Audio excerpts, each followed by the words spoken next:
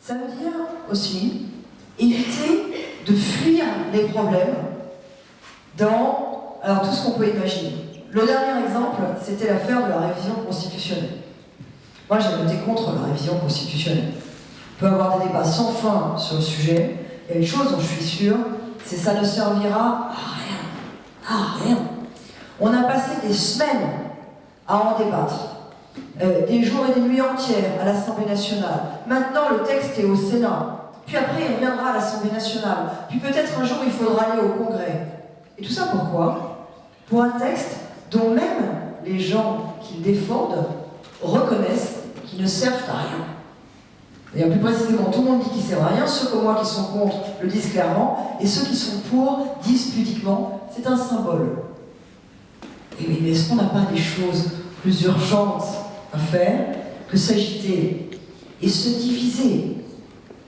La division, alors qu'on est engagé dans la lutte contre le terrorisme, elle est mortelle. Se diviser sur un symbole. On nous parle d'unité nationale. C'est un beau mot, il faut y mettre du sens. Mais comment parler d'unité nationale quand on prend le risque d'agiter des symboles qui divisent la nation? Donc, j'en reviens à mon propos. On peut faire en sorte, on peut faire la démonstration que non, c'est pas la décadence, et c'est juste la transition, pourvu qu'on se dise les choses, pourvu qu'on ne dérive pas sur des faux sujets, et puis pourvu qu'on prenne des mesures radicales qui s'imposent dans la situation dans laquelle on est.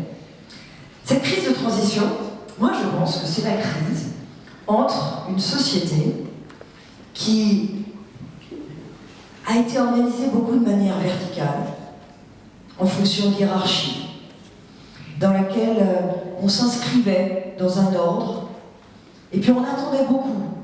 On attendait beaucoup de l'État, on attendait beaucoup de toutes sortes de systèmes d'assistance. Les choses étaient ordonnées. Et puis le monde, il est de moins en moins comme ça. Avant, par exemple, dans la vie professionnelle, on vivait l'essentiel de sa vie parfois dans la même entreprise, dans une hiérarchie qui était très organisée. On était salariés, forcément salariés.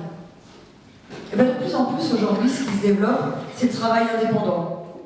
C'est la multiplicité tout au long de la vie d'employeurs successifs. Parfois, c'est plusieurs employeurs en même temps.